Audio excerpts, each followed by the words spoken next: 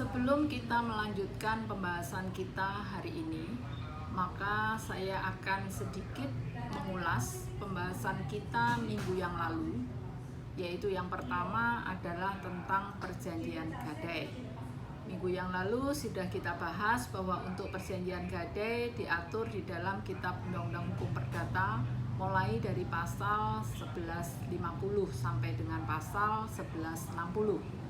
Dan kemudian yang juga harus diingat adalah bentuk perjanjian gadai adalah bebas bentuk. Artinya bahwa ketika membuat perjanjian gadai boleh dibuat secara lisan maupun dibuat secara tertulis. Kalau dibuat secara tertulis maka ada dua pilihan, bisa dibuat dengan akta di bawah tangan ataupun dibuat dengan akta otentik. Berikutnya minggu yang lalu kita juga sudah membahas objek gadai, karena ketika kita berbicara jaminan maka untuk jaminan kebendaan itu ada bermacam-macam sehingga bisa dipilih berdasarkan objeknya. Yang bisa menjadi objek gadai haruslah merupakan benda bergerak. Apa yang dimaksud dengan benda bergerak itu juga diatur di dalam BW. Ada beberapa jenis benda bergerak, bisa benda bergerak yang habis karena pemakaian atau benda bergerak yang tidak habis karena pemakaian, benda bergerak yang dapat berpindah atau yang dapat dipindahkan, benda bergerak bertubuh maupun benda bergerak yang tidak bertubuh, benda bergerak terdaftar ataupun benda bergerak tidak terdaftar, dan juga benda bergerak yang ditentukan oleh undang-undang. Kemudian kita juga sudah membahas syarat mutlak untuk terjadinya gadai. Agar terjadi perjanjian gadai, maka benda gadai harus diserahkan kepada si penerima gadai. Dan yang menyerahkan benda gadai haruslah pemilik benda. Karena objek gadai ini merupakan benda bergerak, maka saudara juga harus mengingat ketentuan pasal 1977 Kitab Undang-Undang Hukum Perdata. Kemudian kita juga sudah membahas yang lalu tentang cara penjualan objek gadai. Seandainya kemudian benda gadai sudah diserahkan, sudah dibuat perjanjian gadai, lalu kemudian debitur wan prestasi, maka kita sudah membahas bagaimana cara untuk menjual objek gadai tersebut. Itu adalah materi-materi yang kita bahas minggu yang lalu. Nah, sekarang pada hari ini kita akan membahas beberapa pokok bahasan kelanjutannya. Yang pertama, kita akan membahas tentang keistimewaan gadai. Kemudian yang kedua, kita akan membahas bagaimana terjadinya hak gadai. Dan kemudian kita juga akan membahas kewenangan dari pemegang gadai. Dan terakhir, kita akan bahas tentang kapan hapusnya hak gadai. Kita masuk pokok bahasan kita yang pertama, keistimewaan gadai. Ada 3 hal tentang keistimewaan gadai, yaitu yang pertama, bahwa pemegang gadai mempunyai hak preferensi, yaitu hak untuk didahulukan dalam memperoleh pengembalian piutang, bunga maupun ganti rugi. Yang kedua, bahwa pemegang gadai juga mempunyai hak parate eksekusi, artinya jika suatu saat debitur wan prestasi dan kemudian pemegang gadai ingin untuk melakukan penjualan atas objek gadai, maka bisa dilakukan dengan parate eksekusi. Yang ketiga, bahwa sebagai pemegang jaminan gadai, maka pemegang jaminan gadai berkedudukan separatis, artinya terpisah dari pemegang atau kreditur-kreditur konkuren lainnya. Dengan demikian, meskipun debiturnya dinyatakan pailit, maka pemegang gadai tetap dapat mempunyai hak istimewanya. Berikutnya adalah kita akan membahas tentang terjadinya hak gadai. Untuk terjadinya hak gadai, yang pertama haruslah ada suatu perjanjian kebendaan, di mana untuk terjadinya perjanjian kebendaan maka harus diawali dengan adanya perjanjian pokok. Untuk perjanjian pokok ini bisa berupa bermacam-macam perjanjian, tetapi pada umumnya adalah berupa perjanjian hutang piutang. Baru kemudian diikuti dengan perjanjian kebendaannya, yaitu berupa perjanjian gadai. Yang kedua, bahwa harus ada suatu alas hak yang sah, yaitu sebagai jaminan atas adanya perjanjian pokok hutang piutang. Artinya bahwa objek yang digadaikan itu haruslah objek yang dimiliki oleh si pemberi gadai. Untuk itu harus dibuktikan alas hak dari kepemilikan tersebut. Berikutnya yang ketiga adalah untuk menjaminkan itu harus ada kewenangan berhak atas benda yang dijaminkan.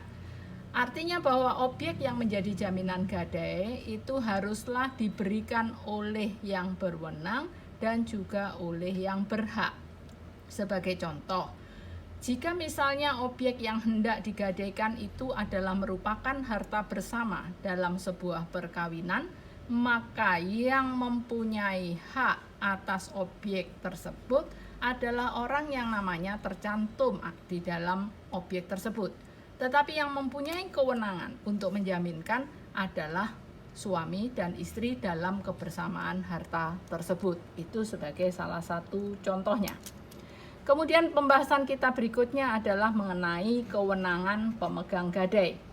Ada 4 kewenangan yang dimiliki oleh pemegang gadai, dan yang pertama yang akan kita bahas adalah kewenangan pemegang gadai tentang hak retensi, yaitu hak untuk menahan barang gadai sampai debitur memenuhi kewajibannya.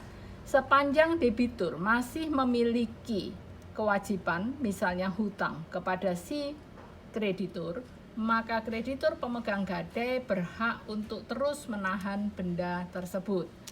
Dan yang kedua, kewenangan pemegang gadai adalah mempunyai hak eksekusi yang dipermudah, yaitu tanpa melalui proses pengadilan dapat langsung menjual barang gadai.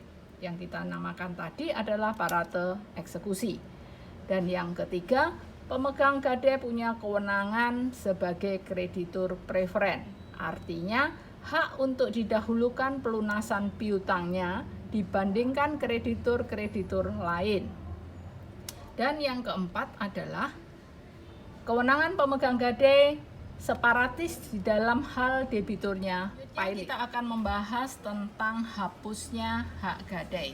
Ada 5 cara untuk hapusnya hak gadai yang akan kita bahas satu persatu.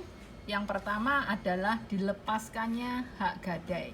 Misalnya, seorang pemegang gadai yang memegang benda gadai, tetapi kemudian dengan sukarela oleh pemegang gadai, benda tersebut dikembalikan kepada si pemberi gadai, maka dengan dikembalikannya objek gadai kepada si pemberi gadai, hak gadai itu adalah lepas dan perjanjian gadai menjadi hapus.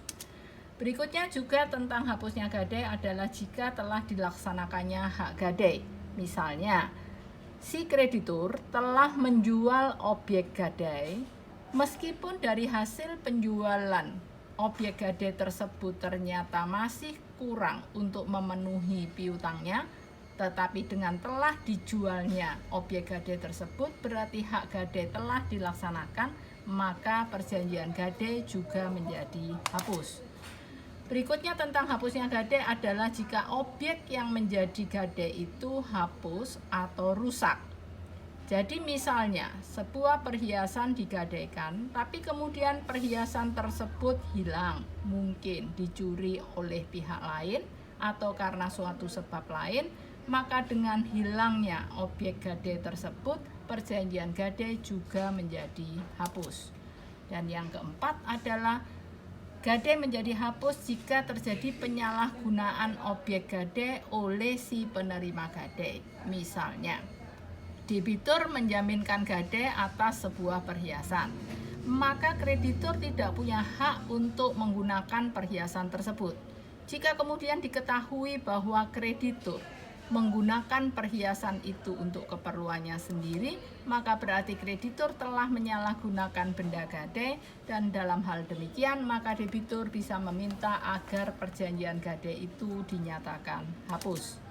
Yang terakhir, perjanjian gadai juga hapus jika benda gadai terlepas dari kekuasaan pemegang gadai dan diperoleh atau dikuasai oleh seorang pihak ketiga yang beritikat baik. Misalnya, objek gadai tadi ternyata dicuri oleh pihak lain dan telah dimiliki oleh pihak ketiga, di mana pihak ketiga memilikinya dengan itikat baik, maka perjanjian gadai ini juga menjadi hapus.